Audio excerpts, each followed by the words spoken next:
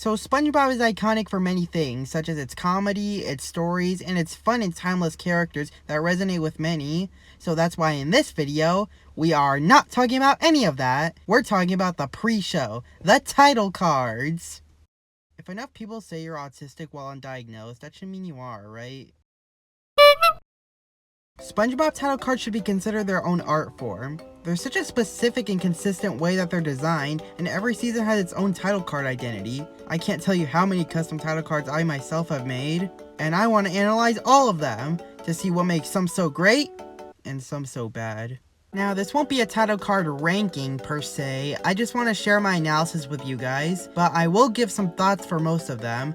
To prevent this video from becoming multiple hours long, I'm going to separate all of these into parts by seasons. I plan to talk about the Patrick Star Show's title cards as well. Not sure about Camp Coral, but only time will tell. And one last thing, I'm going to try to avoid talking about title card music, because that's a whole nother can of worms for another video. So without further ado, here's an overanalyzation of every SpongeBob title card, Season 1.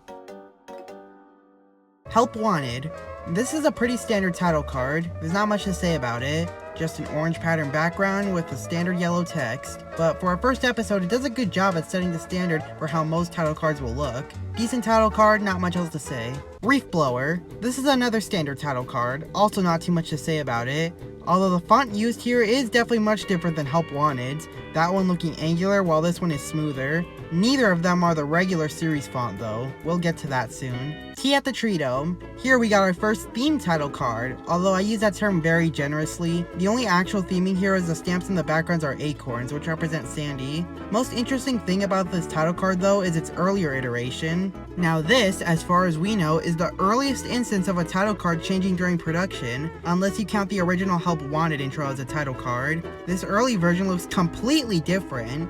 It does have the same typeface, but everything from the background, the colors, even the texture on the letters is different. Now, besides that, this title card is interesting for 3 reasons. 1, it's the first instance of a title card using textured letters and colored drop shadows, which would become a lot more prominent later on. 2, this title card was found on the asset discs for the game Super Sponge of all places. And 3, this design would eventually be reused and made public for a much later episode in Season 15, but we'll get to that in the future. Gotta say, I definitely think this older version looks a lot cooler, but I can see why they chose the final one. It fits the episode more. Bubble Stand. Also some slight theming here. We got a lot of bubble stamps in the background, and the pattern of said background somewhat resembles bubbles too. And ignoring Tea at the Tree Dome's early card, this marks the first public title card that both uses textures and drop shadows for its letters. It's actually kind of weird. The letters have this weird rock texture, which the shadows do too for some reason. Speaking of the shadows, look closely. You notice anything peculiar? Well, look at the E. It's lowercase, yet the shadow is capital for whatever reason. Actually, all the drop shadows look slightly inconsistent to their actual letters. Don't know what the deal with that is. Ripped Pants. Not much theming with this one either, it's just blue text on a yellow palm tree background. You could argue the palm trees represent Goo Lagoon, but I find that hard to believe. What is worth noting though, is this is the first title card to incorporate the SpongeBob TT1 font, although not entirely, because only the R, I, E, and ants all use the typeface, but that's a milestone regardless. We'll soon reach a title card that only uses SpongeBob TT1 though. Jellyfishing, another lightly themed card. The theme here is a jellyfish stamps in the background. A very aesthetically pleasing card. I like the pitch black background with the vibrant yellow and pink colors, it's a nice contrast. Plankton, similar to the previous one in terms of colors. Dark background, vibrant text. Even cooler though is we also have the earlier version of this title card. It uses the same typeface, except the background is red, and the letters are green and emit an electrical shock. I honestly like both of these equally. I suppose the final version fits the tone of the episode more, but the original definitely looks more impressive with those electric effects. Naughty Nautical Neighbors, another basic title card, but what's that I see? Another milestone! We got our first title card to use the SpongeBob TT1 font for its whole title. Also keep track of this background pattern will be reused a lot in the future, minus the pineapples. Boating School, yet another basic title card. Not much to say about this one, not sure what you would want me to say. Pizza delivery, yet another basic title card. You know what, I'm gonna have a counter for every single time a basic unthemed title card shows up. Anyway, this is a pretty looking card, pretty looking background, and we have another milestone. We've seen normal drop shadows, but this is our first public title card with colored drop shadow text. Home Sweet Pineapple. Finally, another themed title card. The background is the skin pattern of SpongeBob's pineapple, and even the text Home Sweet is written in cursive, mimicking those Home Sweet Home decorations, which is yet another milestone. The first title card to not use either the normal SpongeBob font or a typeface resembling it. It's pretty good. Mermaid Man and Barnacle Boy. Now this one is a classic. It's so nice they had to do it 5 times. But not nice enough for a 6th time, I guess. But it's perfect, with the background resembling the scales of Mermaid Man's pants. It's just so classic. There's a chance that when you think of SpongeBob title cards, this is one of the first that comes to mind. Oh, also, this is the first title card to use outlines on letters. It's not really that common, but it does happen more than once. Pickles. Now we're back to the basic unthemed title cards. You could argue that the letters are green for pickles, but I think that's kind of a stretch. The background here is interesting because, along with being taken from the panorama from the theme song, that means this title card background also has a full extended version. Hall Monitor. Another basic title card, not much to say, I like the tiki masks. Jellyfish Jam. Here we got another themed jellyfish title card, this time with even more jellyfish, but this time they're green. But look at the word jellyfish. Does it look familiar? Well, it should, because it's the exact same typeface of the word from jellyfishing. Isn't that neat? Sandy's Rocket. Also a pretty basic title card, but another milestone. This is the first title card to reuse a background design. In this case, this is the same background from Plankton, but red and rotated, actually making it more similar to the early Plankton title card. It's also really similar to one of the backgrounds from the theme song, although a different shade of red. Squeaky Boots. Again, another basic unthemed card, but here we got another background reusage. It doesn't look like it at first glance, but this is actually the theme song's panorama background again, the same one from Pickles, but zoomed in at a different spot and colored red. Nature Pants. This one's vaguely themed. The green and yellow background complements the theme of jellyfish fields well, plus the flower stamps too. Actually, this is the first title card to use those flower stamps and the bamboo stamps, which will be very prominent. The bamboo stamps especially. This is one of the many backgrounds that use it as the whole background. This is also the first title card to use this interesting version of the SpongeBob font. Not exactly sure how to describe it. It kind of looks like the normal font if it was more exaggerated on certain parts to make all the letters fit together. This is pretty much only a thing in season 1 though. We'll see it a few more times in this video. And since we mentioned the flower stamps, Opposite Day. Those stamps return here. They're actually slightly more detailed since their centers are colored. Anyway, basic unthemed title card. Culture Shock. Yes! Here we have my absolute favorite title card background, the Tiki Mask columns. I can't fathom how much I love this background. And clearly I'm not the only one, since it continues to be reused multiple times later on. And we haven't even gotten to the best part about this background, its usage in this specific title card. On the surface, it may look basic and maybe even unthemed, but that couldn't be further from the truth. This thing is genius! Culture Shock is about a talent show, so there's some performing arts involved, and SpongeBob has a Hawaiian aesthetic, as seen through these designs, so the title card makes use of both of these things. You notice how some of these masks are smiling and some are frowning? That's because it's referencing the comedy and tragedy masks used as a symbol to represent performing arts, but with a tropical twist by making them traditional tiki masks. It's absolutely genius! I love this title card. I want to marry this title card. I want to retire with this title card. I want to die happy with this. Fun. Now this one is unique. The letters and the background seem to have swapped here. The background is just solid black, while the letters have a flower pattern inside. It doesn't exactly have much to do with the actual episode, though I would still consider this heavily themed, because this is indeed a very fun design. Muscle Bob Buff Pants. Oh boy, look, I'm just gonna say it. I hate this title card. Okay, I will say I like the barbell designs in the background, but that's about where my good feelings about it end. What is this color combo? This lighter purple text does not go well with this ugly brownish yellow background. In fact, I feel like this clash almost makes it hard to even read the title. I feel like the worst thing about this title card though is the crusty ass, I can't even call these outlines, they're just like random leftover darker pixels around the letters. Was the font color chroma keyed over last minute or something? Well, this might actually be the case after seeing the early version of this title card. Which like, what convinced them to change this? This is so much better. The background is a beautiful shade of yellow, and the letters are a nice shade of dark blue that pops out against the background so well. In fact, this might be why the final version's letters look so crusty if it was changed last minute.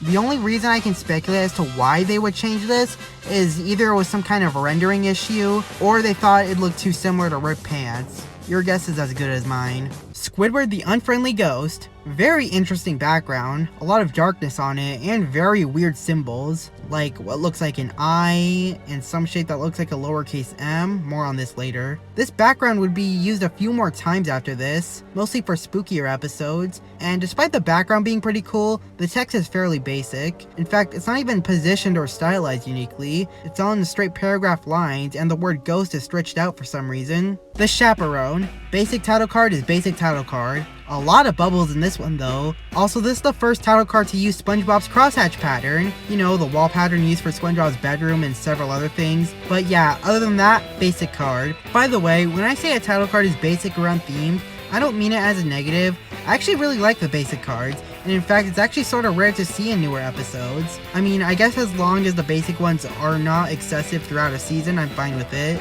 Unlike other seasons. Employee of the Month. This one's kind of themed. It's got these Krabby Patty stamps inside these circle patterns, in which this is the first title card to use that type of background. In future title cards, they often just replace the stamp designs. Scaredy Pants. Now this one is very themed. The background is blue with black bamboo bars, and there's stamps of pumpkins and ghost jellyfish everywhere. I really like it, and it was so nice they used it twice. Again for a season 16 episode, but more on that later on. I especially love how the letters are designed and positioned. It's that thing I mentioned with nature pants where they all look like they fall right into place like a puzzle. Kinda disappointing how it's really only season 1 that alters the normal font this way. I Was a Teenage Gary. Just as much theming for this title card as there is focus in the episode.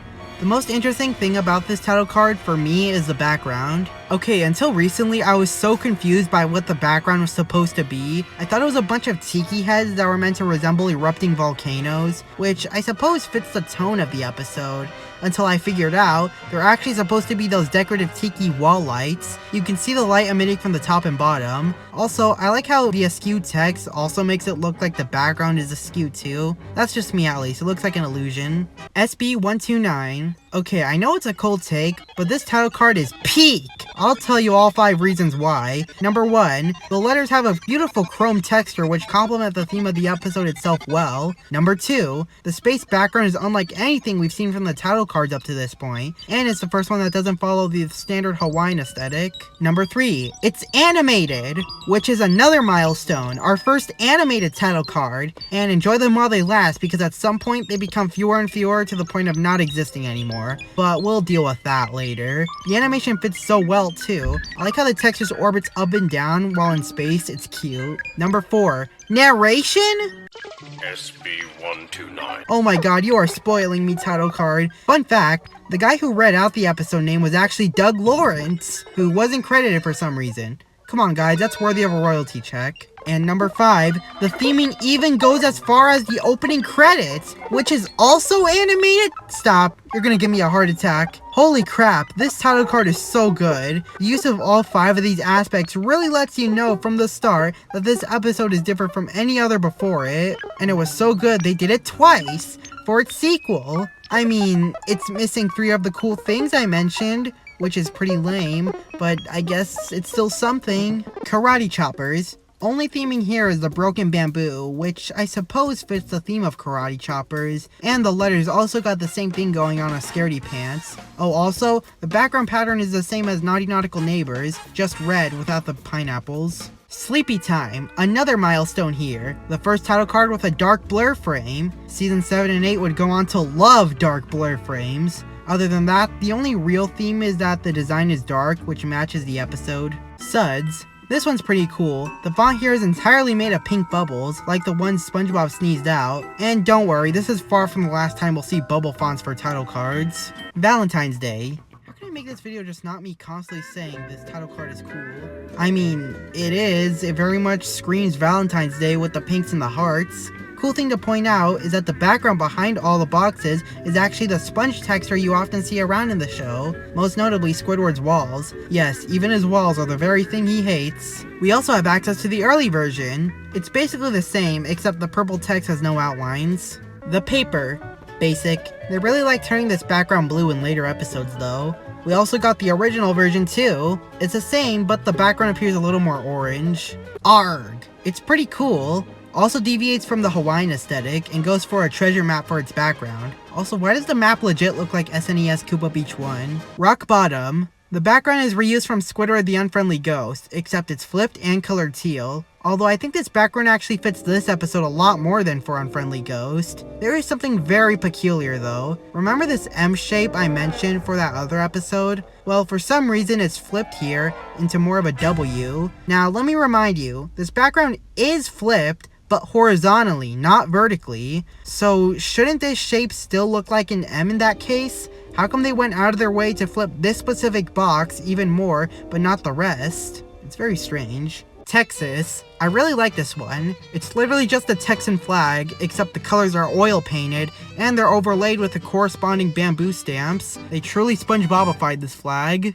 Walking small. The background is the same as Ripped Pants, except it's slightly greener, and there's a dark blur frame. I like the red text that complements the background. It's the lime-flavored version of Ripped Pants. Oh, and also the original title card is yellower. Also, for some reason, this and the previous title card have very early season 1 looking fonts rather than the later fonts. Just wanted to point that out. Fools in April. This one actually looks pretty unique for season 1, and it's themed. April Fools! Nah, the title card's just standard. Neptune spatula. Okay, no jokes this time, this one's actually the real deal. And it's really beautiful. Another deviation from the norm as it goes for this more ancient Greek-inspired design. Even though Neptune is from Roman mythology, but I digress. Even the letters are written in a Greek fashion. Plus, the best part, there's a spatula on one side and a trident on the other. The trident represents Neptune, and the spatula represents SpongeBob. This is art! Probably one of the best of the season. Can't say the same for the actual episode though. Hooky. I really love the use of motion in this title card, and the execution is clever. All the letters in the name are caught by hooks, and they're being dragged upward. Also, it's a neat detail how the letters have small tears in them from the hooks. To me, this actually looks a lot more like a Season 4 title card because of the super big and angular letters. Also, early version is bluer. Mermaid Man and Barnacle Boy 2! Woohoo! We're finally at the last one! And I can take it easy because it's literally just the same as Mermaid Man 1, just with a Roman 2 added. My question though is, why is this the only background where the scales are purple instead of blue? And why is the music not the line man when every other title card in the sextology uses it? Sorry, I know I said I wasn't going to mention music, but I just had to mention it here. Also, the original version does have blue scales. And there you have it, an overanalysis of every Season 1 SpongeBob title card. Given that this is the first season, as expected, a lot of the cards had relatively basic looks to them, which again, not really a bad thing. And a lot of the title cards either had fonts that mimicked the SpongeBob font, altered the SpongeBob font, or straight up was the SpongeBob font. And because there were a lot of basic ones, the title cards that did stand out really stood out. Basically, this season's cards really set a standard for the series title cards moving forward. So hopefully this video enlightened you in the true artistic genius that goes into a lot of these introduction cards you were only meant to see for 3 seconds. Stick around for season 2, whenever that is. Now, if you excuse me, I have to throw up. Blech!